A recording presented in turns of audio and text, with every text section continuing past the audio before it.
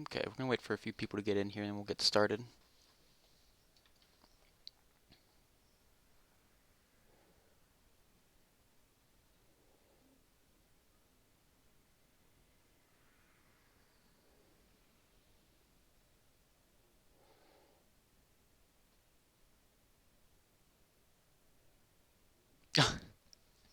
Hey, Whitworth.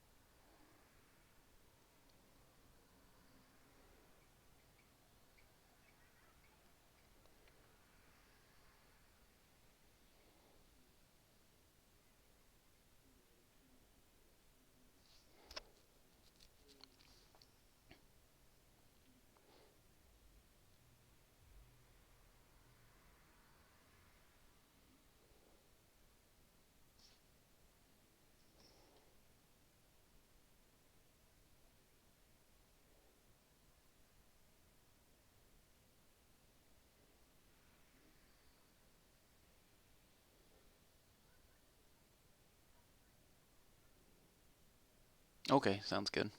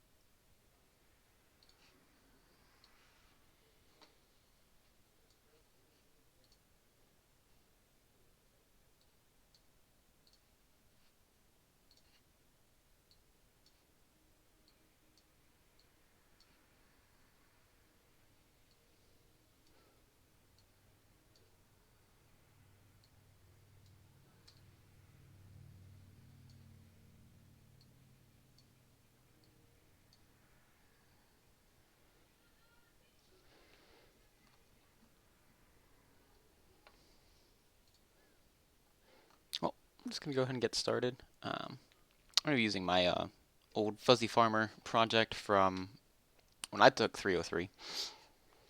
I will be running it on 4.21, but it's everything's the same basically across to 4.22. There's a couple of new features, but nothing game changing. That's going to make a difference compatibility wise.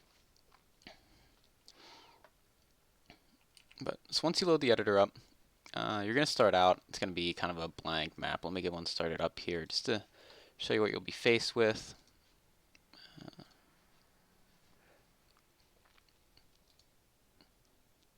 Actually, you're going to probably be the default map.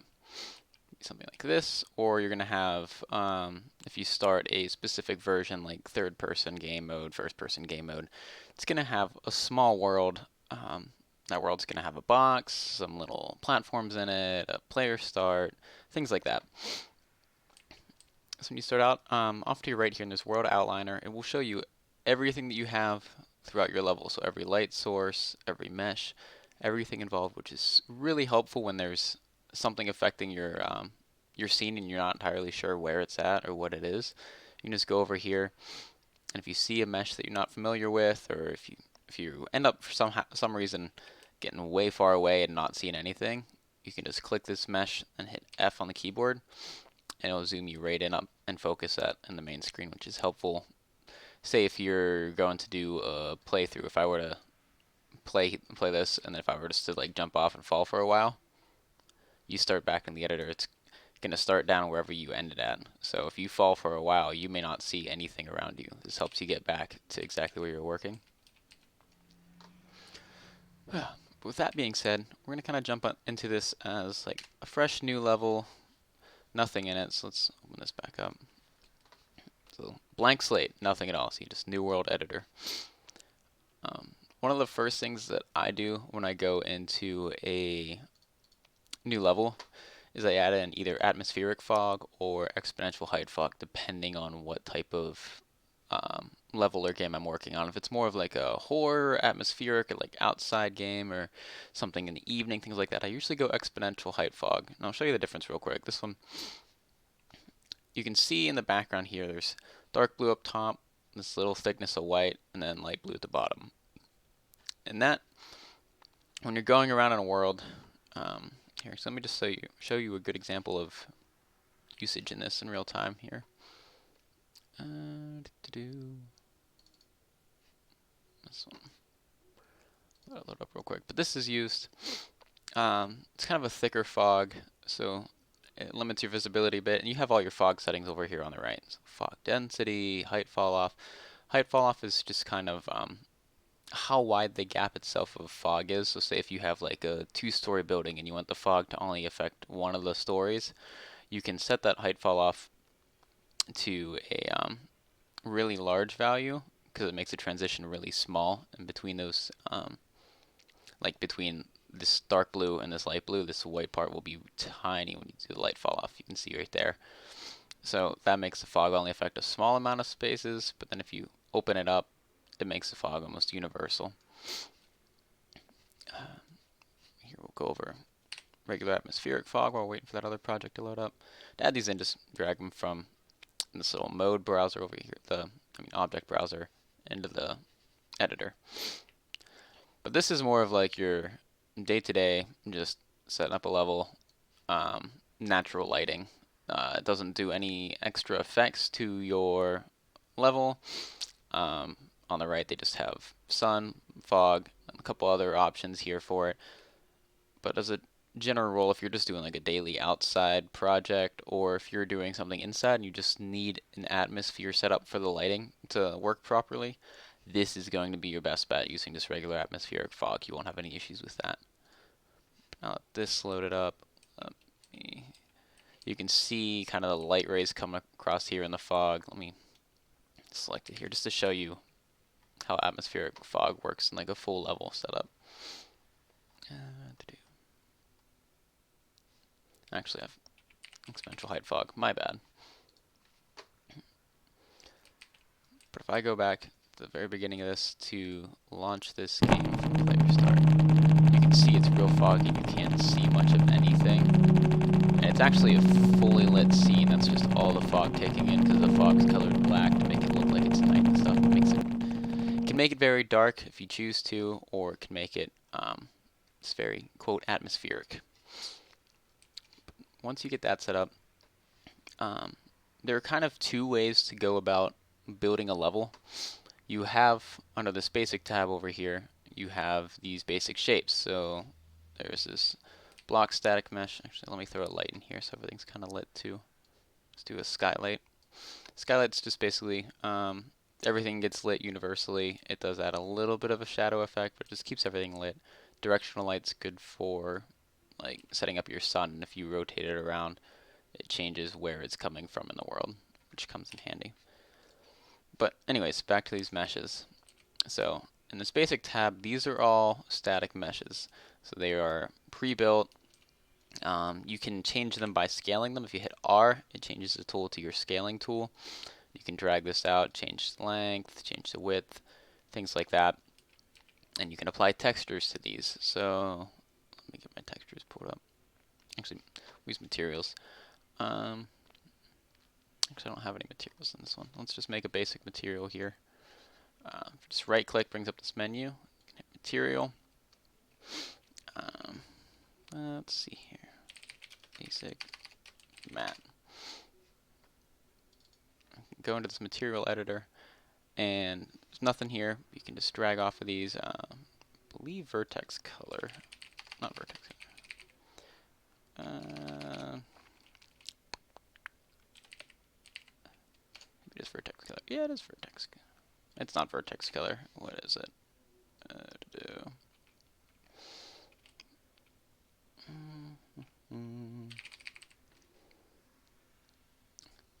Nice part about this though is if you forget things, you can just search color, or you can search vertex, or you can search things like that, and it'll bring up different recommendations. I'm just trying to remember. I have not made a material in a little while. So let's just open up one already made, and it's the best way to search it. Parameter, vertex parameter is probably what it is.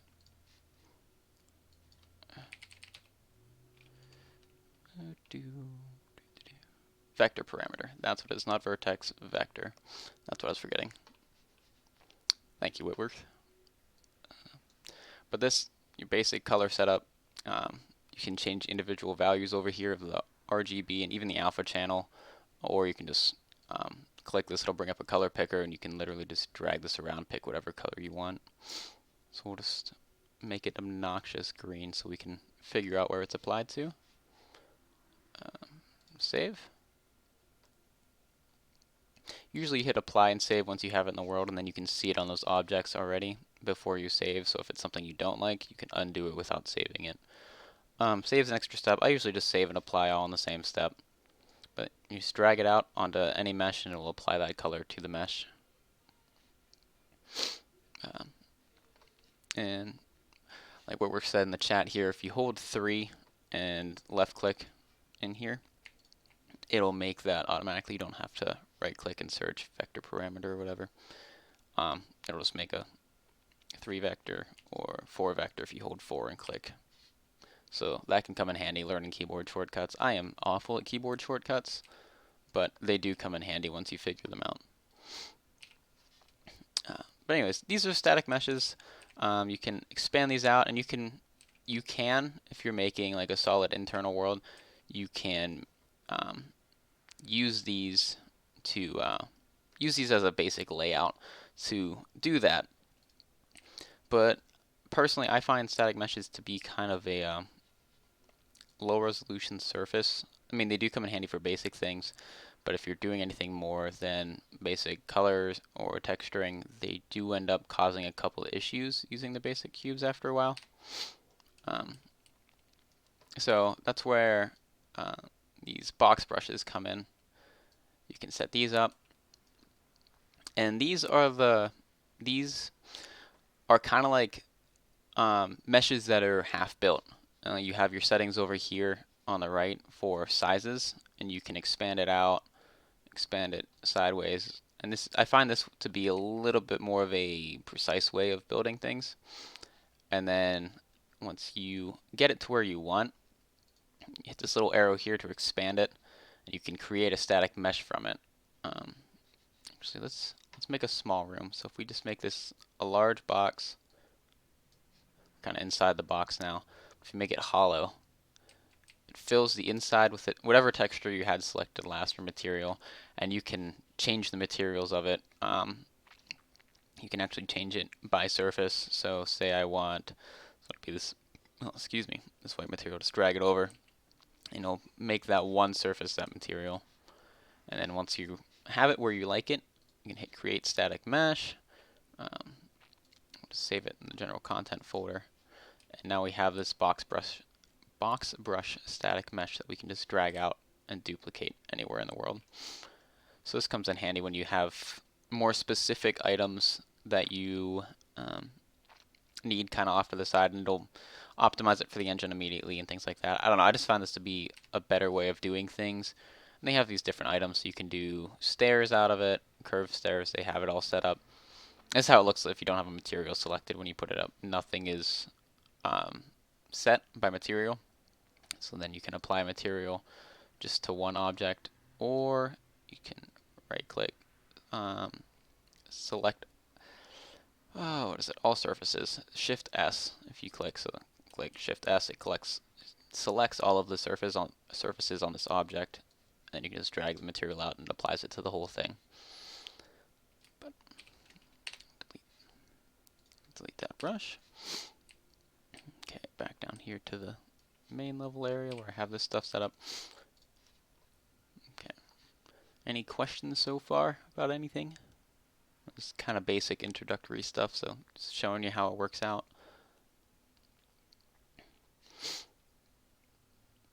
Not seeing anything.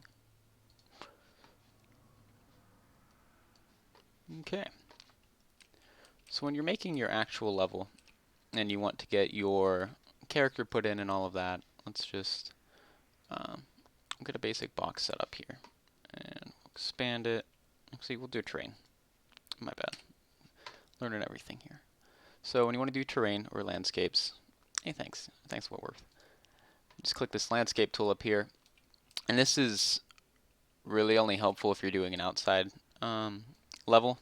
If you're doing anything inside in buildings or anything specifically internal, this won't really help you at all, just because this is built specifically for foliage and things like that to be added on, and it can be a little more intensive. As you can see, this grid made up here of all these small squares, it's so you can shape it however you want, which comes in handy when you're doing a terrain, but if you're doing an inside map, it's a little unnecessary. Okay, it's very unnecessary. But I have this terrain material already made. We'll go over that later. I'm just going to drag and drop it in its material selector and hit create, and it'll create this.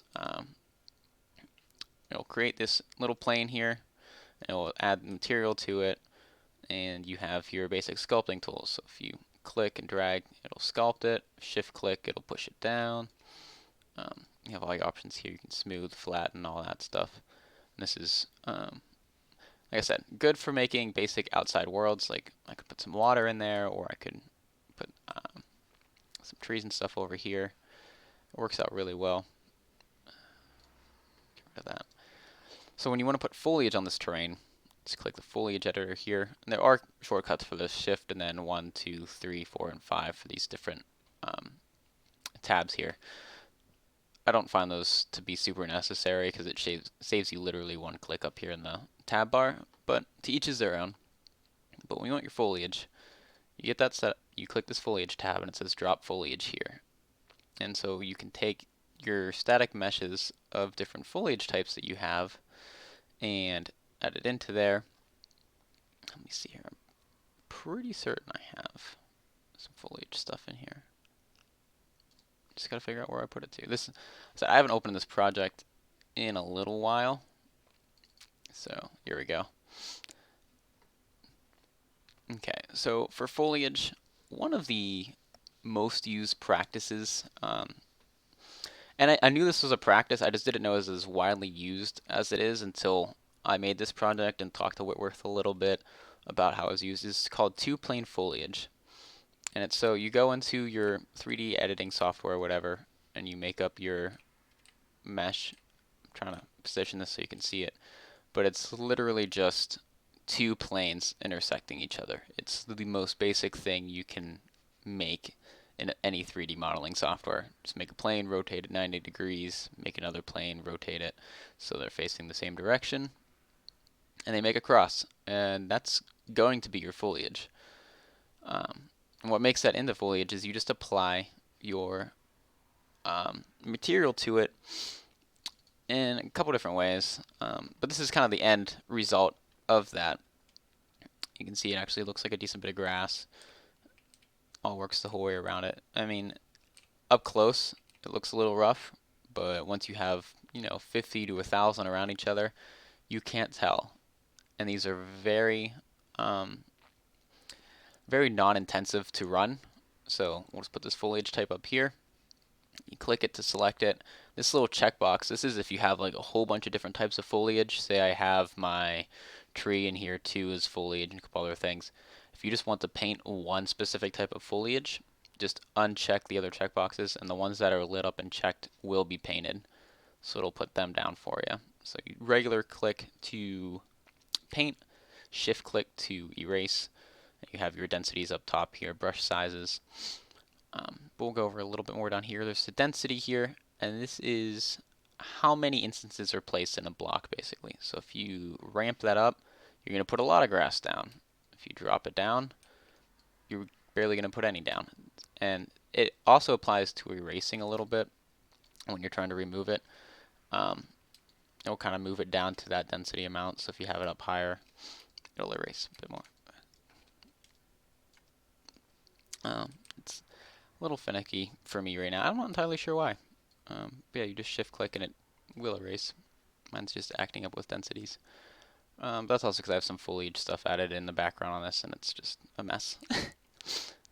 But for your foliage, you generally want to set no collision, just because you don't want your actor to intersect every single piece of foliage down here. If they do that, one, it's going to throw off a lot of intersection nodes and can bog you down if you walk into a large group of grass like this. And two, you don't want Control Shift erases all. Okay, it's not working for me. Like I said, mine's been messing up on this project. I got it to work, submitted it, and we were good.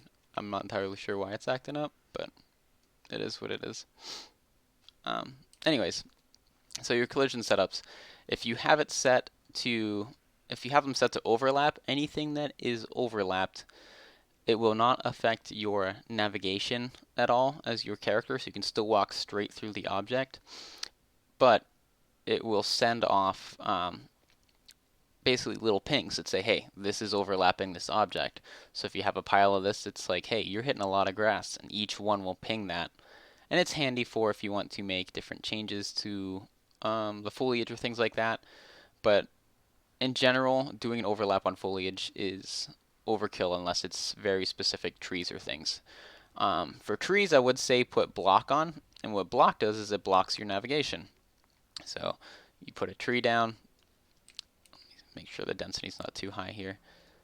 Put some trees down, put them in grass, and I set the trees to block. I did not. So the trees are set to no collision, so I should be able just to walk right through them.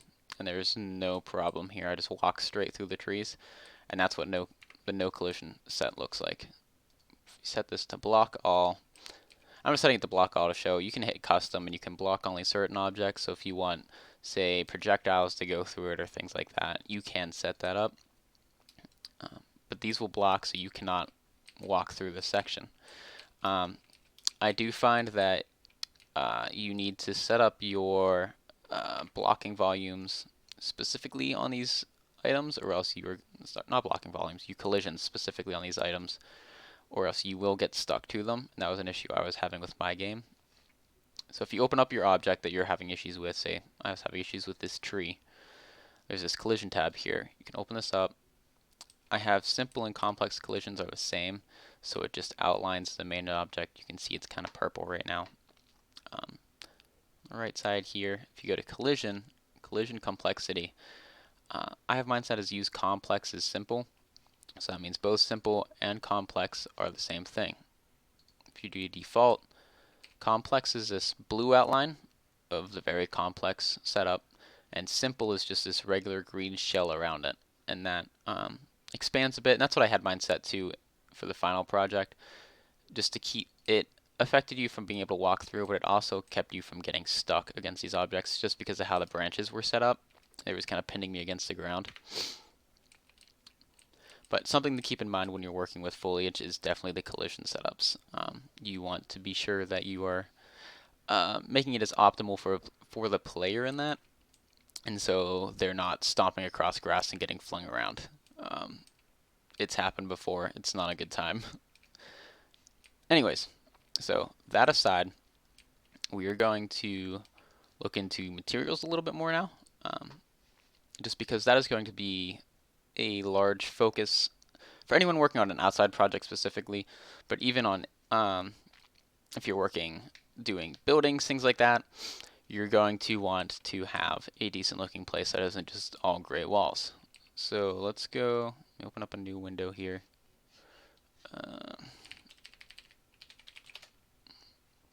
Sorry, I'm pulling up on a separate page. I'm gonna get logged in real quick because new browsers are fun.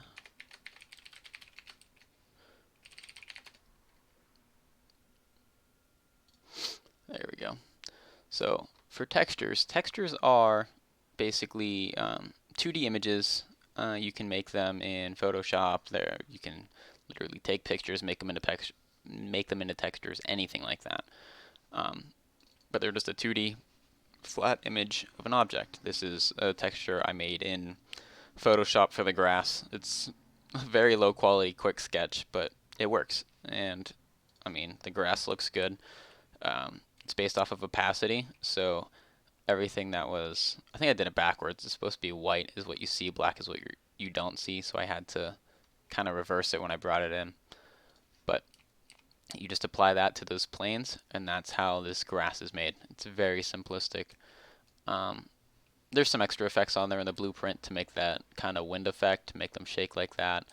And then they're also set up so when the player walks through it, it kind of goes away. You can't see when they're small. I can show you in the final project. But anyways, back to textures. There's a website. It's literally just called textures.com. And this is a great place to start when it comes to textures. You get 15 free credits a day.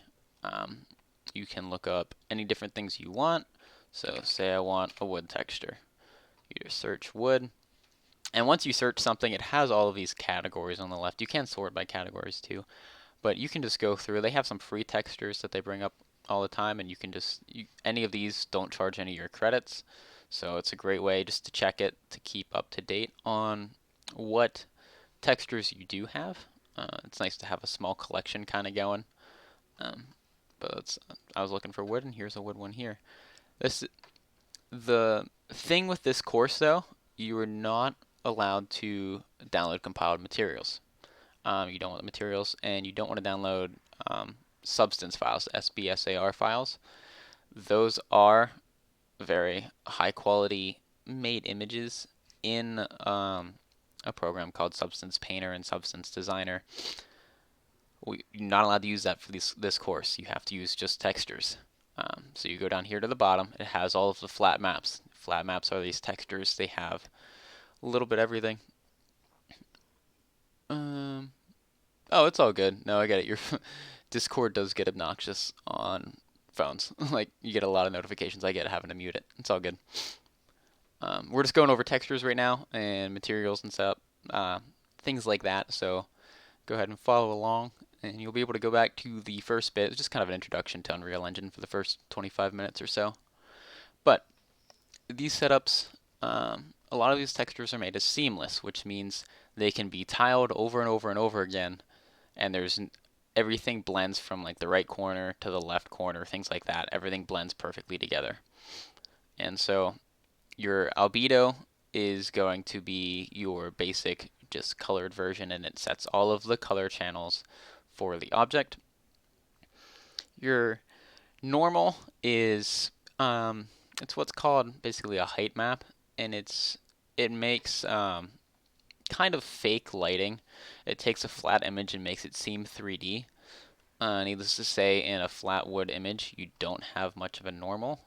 Let me pull up a good example real quick, just to show you what a good normal would look like. Here, this is a carpet one. I was looking at this before.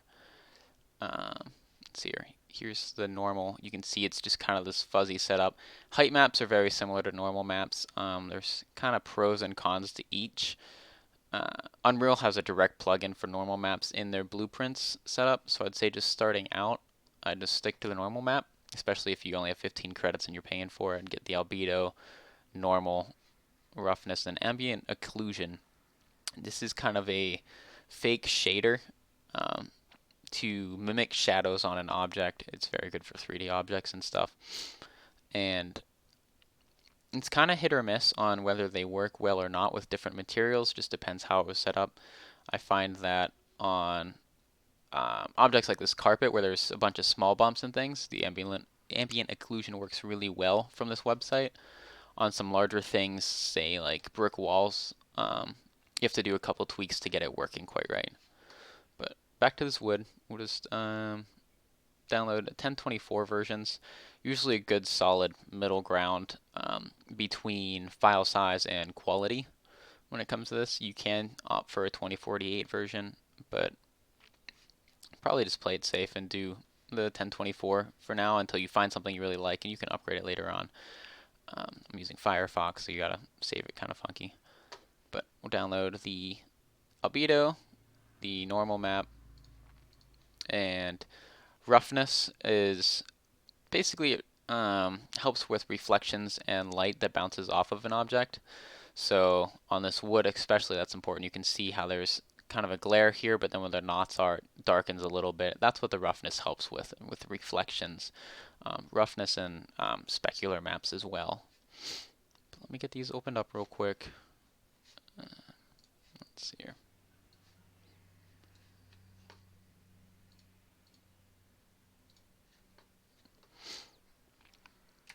Here we go. So you just open up your downloads folder, find your object, and then in Unreal Engine you can just make a folder called textures. It's the easiest way. You want to make sure you keep this stuff organized because you will get a lot of files really quick, and trying to hunt them down, as you can see, even going back into a project, it's really difficult. But now you can see it failed to import because the file type is TIFF, and that will happen a lot with textures.com because all of the textures are uploaded in these TIFF file formats instead of in JPG, PNG, TAR, anything like that. So the fastest way to do it, well, not the fastest way, the quickest way that I found to do it in Photoshop is you just open it up, File, Export, Export as. You can quick export as PNG. If your PNG or JPG, depending on your preferences, I'm just going to tell you now, just go with PNG. It helps save a little bit more of the data, and then if you have any transparency in it, say like for that grass, it would have to be in PNG because JPG does not save transparency. You get that all set up, convert to sRGB just so it's all uniform, export all, and then you can export to your downloads folder. There are a couple other options you can use here, but I find this just to be the easiest, and somebody can probably make a plugin and do this in half the time that I'm taking to do it. But you just open all three of these. Oh, come on. Whatever. You just open all three of those maps in Photoshop, or you can open it. I think GIMP has a very similar option. I mean, you can do this in just about any photo editing software and just export it as a PNG.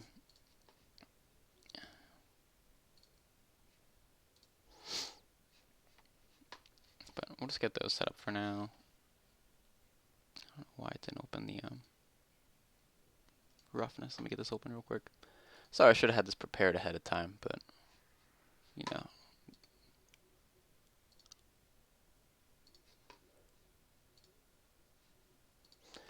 Okay, so we have all three exported. Back out of Photoshop. There we go. So you'll copy your PNGs over into your texture file, and it'll import straight in. I have these little question marks here. It's because it's connected to source control, so I connected it straight to Git from Unreal Engine. So anything that it doesn't recognize from your source control will have a question mark. Anything new that needs pushed will, like once you save it in here, see, once I save this, it'll change to a plus, which means it needs committed, and things like that. I mean, just little IDs like that. Upload. Yeah, I think it's uploaded in TIFF just because I believe that's the default output from Substance Designer when you output the files, and it's kind of like the best lossless type of file. So when you want to convert to PNG or JPG, things like that, you're going to lose a little bit of that data, but TIFF kind of has it all included, so no matter what you convert it to, it comes from the highest quality image type, so you lose less in the end. And I believe that's why they upload it in TIFF. There's been other reasons posted around. But yeah, I have seen Blender 2.8's coming out this month. The beta's been interesting to look into, and From what I found, it's better for newcomers. The new versions of Blender, just the new UI. Uh, but yeah, anyways, so we'll get this material set up, and let's see here, wood mat. So kind of shrink that down a bit so you can view your textures, and you can just drag and drop these straight into your blueprints. Your albedo is going to be your base color, um, and you'll see that will apply almost immediately up here. And then let's see here, we have our normal. Let's drag into that. Roughness, drag into that. And it's mostly drag and drop. If you want to amplify anything, you can say you want normal to be amplified a bit. You can just add a multiply, drag that up, then add a scalar parameter. You can just hold S and click, and then let's see here. No, it's normal. Make some space there. Drag that in and set your scalar parameter. Down here, default value, you can set it to like 10. It'll kind of overemphasize things, and this comes in handy if you have different wall objects, rocks, or things, and you want to make some variation or make them a little more pronounced. You can do that. On this wood texture, since there's really not much of a normal at all, it's not going to make any of a difference unless you really go out of your way for it. And then it will just look kind of weird to be a wood floor. But save, and that'll apply it as well. Minimize that. And so when we want to add this in, you can do, like I said, you can use these static meshes, or you can use brushes. I prefer brushes just because they're a little bit easier. Like I said, I kind of went through that earlier and why I prefer it, but it's not what I meant to type.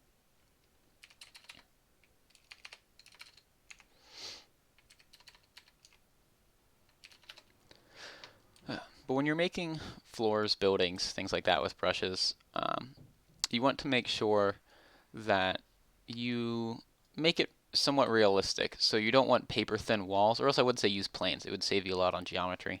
But you don't want to make super paper thin walls or things like that. You want to make sure you have a decent width wall. I find anywhere from like 30 to 50 units wide usually is a decent sized wall amount. But let's convert this over to, you can add your materials. Sorry, I'm kind of going all over the place. You can add your materials beforehand to one surface, and you can see it looks kind of awkward like this. You can, up top here, select this surface, and it has these different scaling options for your material. So you can up it to 4, hit apply, and it'll scale that material up a little bit. Makes it look a little bit better. Or you can scale it down if the material is too large, things like that. Depends on the size of your object that you're working with. Then you can rotate your material with this. And it'll rotate 45, 90. And then if you have multiple brushes side by side, and this is one of my favorite features of using brushes to do layouts in a building.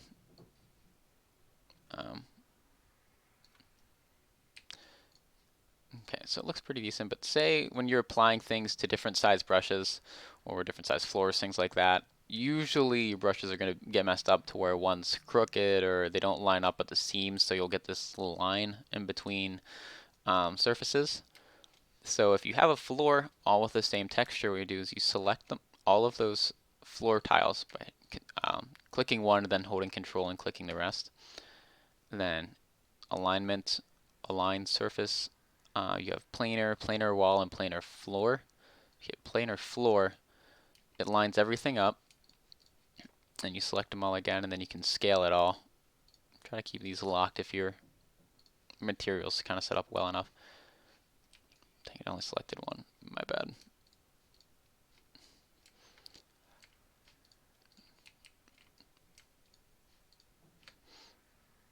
Yeah, and you gotta watch when you're control selecting things, because it will do that. It'll outline the objects that you're trying to do, but if it doesn't have this yellow like film almost over top of it, it's not going to actually select all four.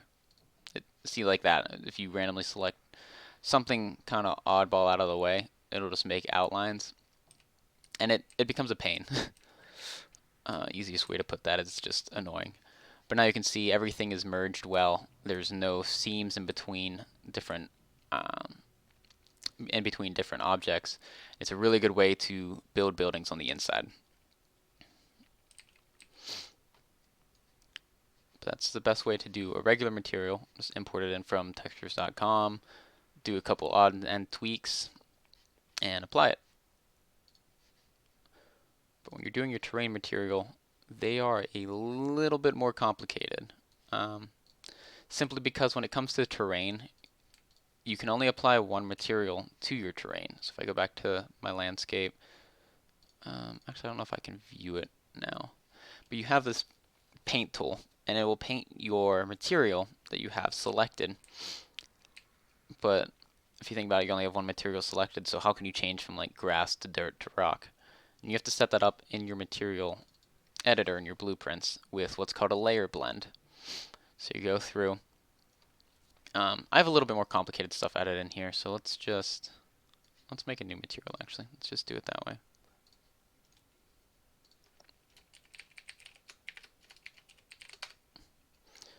Okay, so let's just make some basic colors here. We'll make this one green for some grass. And you can put textures in here, things like that. If you, like once you get more into it, you can add like a grass texture instead of just green for grass. Obviously that's going to be better in the long run. Do brown for dirt, and then do just kind of a gray for some stone path setup. We just drag off of one, do layer blend. You have these different options that come up when it comes to layer blend. And there's a lot. There is a lot when it comes to layer blend. So if you just drag off of base color instead, actually I guess that was a 4.22 feature. Know if companies actually use UE4's geometry brushes, or do they make buildings in Blender or other modelers? Geometry brushes are used for exactly what we're typically used for the base forming of buildings. So when in the industry, when you first make a level, you do what's called your initial block out. And so the artists will take the world and just make general size blocks of where objects are going to be. And that's usually what brushes are used for. And then you make your 3D objects in, say, Maya, Blender, or whatever, import it, and replace those brushes with these objects. And that'll add detail into your world. Exactly, Whitworth. So it's just kind of the first step of making a level. If you're just making a basic block building and you don't have much 3D experience, it is a good way to start out, is just to use these brushes to build it, convert it to a static mesh. It kind of helps you get that experience, and it also helps for making rooms, like on the inside, because it has the hollow option, so you can line up your materials really well, make it, apply it, good to go. Let's see here. Layer blend. Which one was I going for? It's not what I want actually.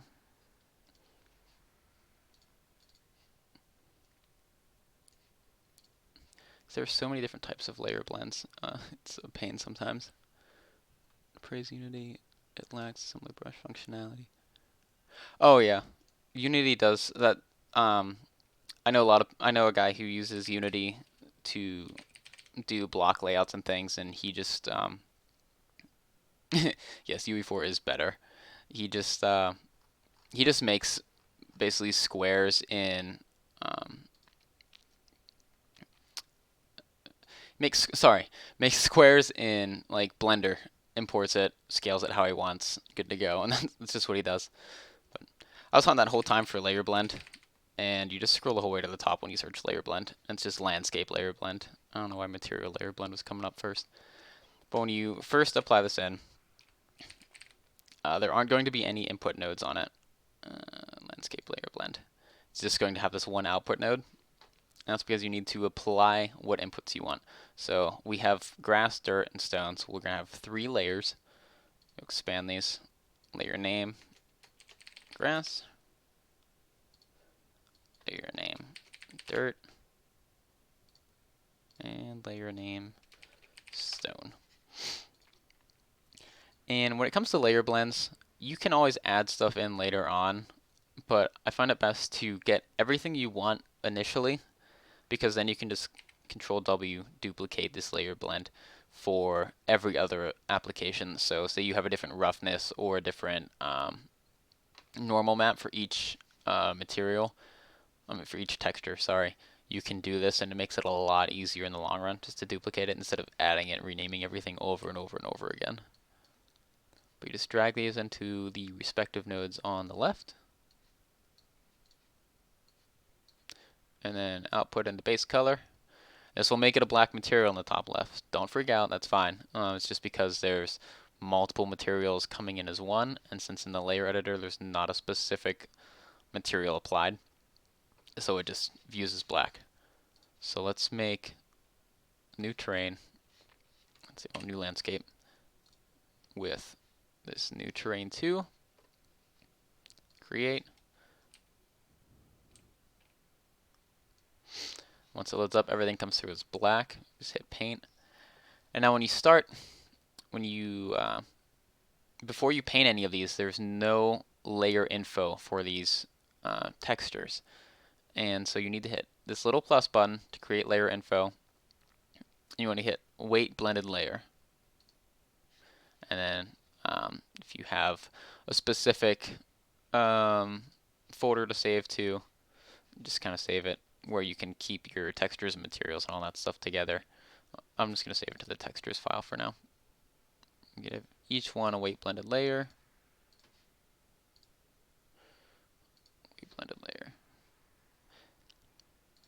And it will automatically apply the first one across the board more often than not. So I'm going to select dirt and click.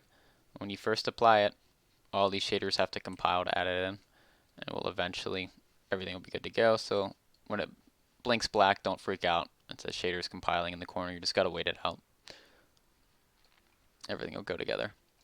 And you can change the strength, which is kind of changes how thickly it applies that immediately. See how it's kind of like a faint gray now. Unless I really stay in one spot, it'll get really dark. Or if I want it to immediately apply, just hit 1 and it'll just paint it directly over everything. So once you get more and more advanced materials for your landscape, this comes in really handy for blending, say, rocks into a mountainside or things like that. It really just puts everything together and makes it a very simple and fast way to use a lot of materials at once and make them do exactly what you want to, because it's really hard to do anything like this with static meshes. But that's material editor. But I think that's going to be just about everything. We'll go over, I did have one person ask before about making variables in a blueprint, so we'll go over that real quick, and then I think that'll probably be the last thing unless anybody else has any questions. Oh, also, don't leave the foliage editor open. Just when you have it open, it makes your computer work harder. Just switch back over to the place tab whenever you're not using anything. It makes it a lot easier and doesn't tax your computer as much, so everything runs a little faster. Anyways, so variables and blueprints. You open up, click a blueprint class to make a new one. Anytime you want a specific object to do different things, you're going to want to use the actor blueprint class. Everything else is kind of additional. There are a lot of blueprint classes though, like there are a whole bunch that you can build off of, and there are a lot of categories. Like AI actor has a whole bunch of these different components that you can make for it, and so when you get into AI, you can build a lot out of it. But we'll just make a general actor blueprint.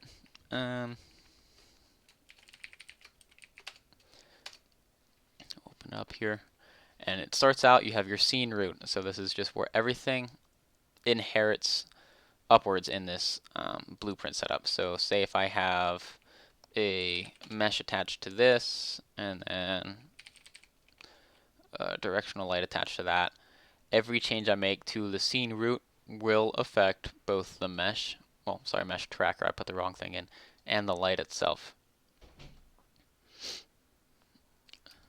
So if you want a specific object to use in here, the best thing to do is make that object your root object. So say I want to use this hammer as a root object. You can drag it up here, drag it up to where it says default scene root, and drop it. It makes it the new scene root. So everything is based around this hammer. Let's go into the event graph. And once you have, on the left you have your variable tab here. And you can add variables in for said hammer. So let's just say strength. And we'll make that. You have all your different variable types over here, and there are a whole bunch of different variable types. Honestly, every object you make in your game is going to have its own said variable type, and it gets very overwhelming at first when you try to find a specific variable type. And say I want to find a specific hammer type. You have hammer, object, class, soft object, and soft class references, so it can get very confusing over time. But we're just going to set this to an integer. And just a heads up, if you ever need to make an array or structures like that, you just click this little line here, and it has the different types here. So you have your single variable, array, set, and maps. I usually only ever use the first two. If you have a little bit more programming knowledge, you can use the other ones exactly how you would in, like, say, any coding language. But I just stick to variables and arrays because that's what I'm comfortable with. But once you have this set up, hit compile, and you will have your initial value over here, and be all good to go. And now your variable is set in here. That being said, when you put variables into any type of object, reference variables, object reference type needs a specific element, class type does not. Oh, I did not know that. Thank you. So for those of you watching afterwards, what we just said, good way to think about reference variables. Object reference type needs a specific element set, and class type does not. So that makes a lot of sense now, actually. Anyways, when it comes to variables, I find that if you want to access any variable in a different blueprint or access it across your game in multiple blueprints, the best place to put it is going to be in your player blueprint, and then have other blueprints affect that. So say you have your third person character or whatever, open that up. You can see how many variables I have in here. I have hammer scale, which changes like the size of the hammer and stuff. Hammer object, a whole bunch of different things that other blueprints can access. So if you want to make it public, however, so that other blueprints can access it and change it, this little I over here, just click that, and that'll change it into a public variable. If it's closed, it's a private variable, and no other blueprints have access to that. So you just change it, it loads up real quick, and it'll affect everything else across the entire game.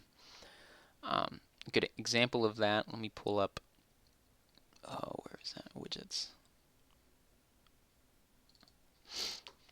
My main widget HUD here brings in the variables minutes and seconds from the third person character, and these are set at the very beginning of the game, and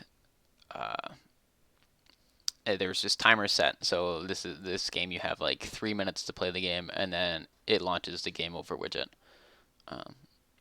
Oh yes, player blueprint or game mode.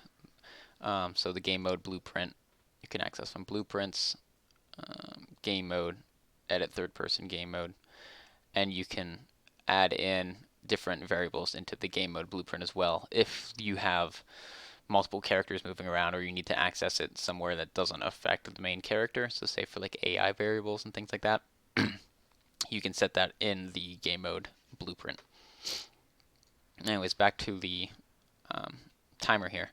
So I have it so initially when the game loads up, and this you have your event begin play tab here, and this isn't the greatest way to do things, but I find it to be the most reliable when testing. You need to see exactly when stuff is set and when it'll execute and things like that. On event begin play, this is like your initializing of your variables in every other coding language. So you go through and you set your like max walk speed, and I have a character movement variable. It just links the two together and gets everything going. And I have a whole strand here of just different initializations for variables. But this HUD brings it across, takes the variable, puts it into a timer. Once it counts down, basically pauses the game, has a game over HUD, and adds that to the viewport. But when you're doing this, the only implication is you need to cast to where you are getting this variable from. So the variables that I have are in the third person character. So you have to do a cast node and get player character that gets the character that is actively attached to the player controller and that the player is using, links it in as the main object, and then you can get any of the variables from that blueprint just by dragging off of here and typing the variable name. So say I want to access the player health, I would just drag off as third person character, type in player health, and you can get the player health, which just makes a simple node that outputs the player health value, or you can set player health, which makes a new node that you have to have an execute in and out, well, at least an execute in, and then a value in for the player health. And you can also, if you are affecting player health or things like that, the best way to do it is to get the player health first, and then do all of your modifications in between here, and then set it, instead of just directly setting a player health, because that will take whatever their initial health is and just set it straight. Like right now, it'll set it straight to 0. So if this node gets activated, the player dies immediately. You want to make sure you, say if a certain event happens, you want to just add in a minus, so float minus a float. So you want to take, I think player health is percentage, so it's all based off of 0 to 1. So you want to take off like 20% of the health. You'll subtract 0.2, drag that into player health, and every time this gets activated, the player will lose 20% of their health. So when you use timers or delays and things like that to make sure it doesn't just instantly drain.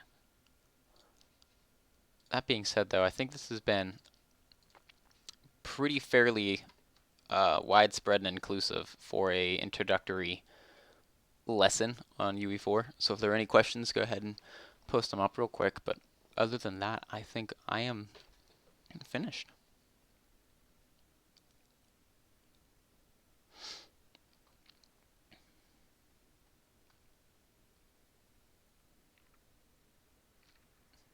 Nope. Well, not seeing anything. So if you guys have any questions or anything, feel free to post them in the Discord. I will always answer it there, where the professor will answer it there. Yeah, what can I do for you?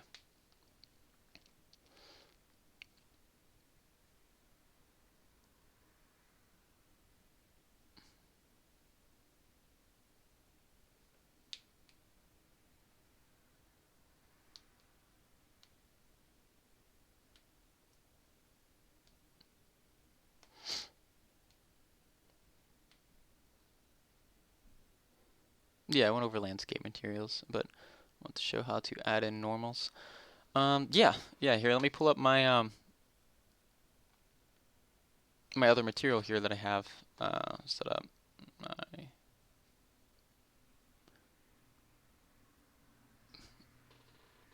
demonstrate with specular. Oh, yeah, here. Actually, let me see. I might have normals in this terrain map. I don't think I do. No, I do not. That's just the world position stuff. So yeah, I can do that. So he wants me to basically show you guys real quick how to add normals or other values into a um, uh, terrain material. My bad. Jeez, I'm spacing out. So you have your layer blend node. You'll duplicate that for each one of these output nodes because you want, when you select grass, you don't want it to have a dirt level roughness applied to it. We're just going to do roughness because I feel like that'll be the easiest to show, roughness and specular. Either one. We'll do roughness first. So roughness is just kind of like, well, I mean, how rough the material is. So value of 0 will make it very shiny, value of 1 will make it very dull. So obviously grass is not shiny, but I'm just using this to show you as an example. For this, we're going to use a scalar value for each type of object. So again, just hold S and click, and it'll make it for you.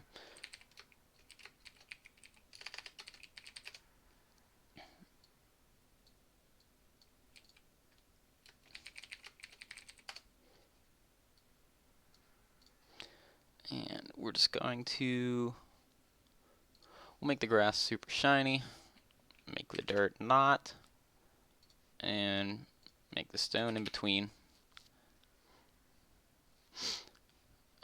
Save and apply. Well, usually you apply and save, like I said before. I usually just go straight to saving. Probably not the best practice. Okay, so you can see how the grass has like a super reflection here. You can see like the light reflection off of it. You come down the stone, there's a little bit of a white line here because I put 0.5 on that value there, so it's kind of reflective. Here, let me paint a little bit more dirt so we can see there. And dirt has absolutely no reflections at all. Like there is nothing. And it's a very quick way. As you can see, it applies immediately to everything in the level, so you don't have to worry about repainting your terrain. Once you make a change, say I want to change the dirt to a bright pink color. For what? Do that. I'll do this right this time. You click apply, and it will show you the changes in your level before you save it. So if you don't like it, you can just exit out and cancel that. It will change it back to the old version, or you can just undo. Let's see, now the dirt's this purple pink color. Save. Exit. So it all applies in real time for each different value. So everything is linked to those layer blends. So everything that has grass, when you paint grass, it takes the input from this layer grass node and then outputs it at the end. When you select dirt, it takes every input to the layer dirt mode all across the board here. So this layer dirt, and outputs it to base color or to roughness or wherever you have it put into. So that this is how you control, basically using a lot of textures to make one material for your landscape. Your landscape material can get very involved very fast. You can have a lot going. Yeah, no problem. Quick, simple thing to go over for you. But that being said, I think that's going to be the end of the stream for today. Like I said before, if you have any questions or anything, you can ask either the professor or I in Discord, or you can, if you're seeing this outside of the class, you can send me a message on YouTube and I can respond to you there, make up some more videos to help you out with any issues you're having. But that's going to be all for today.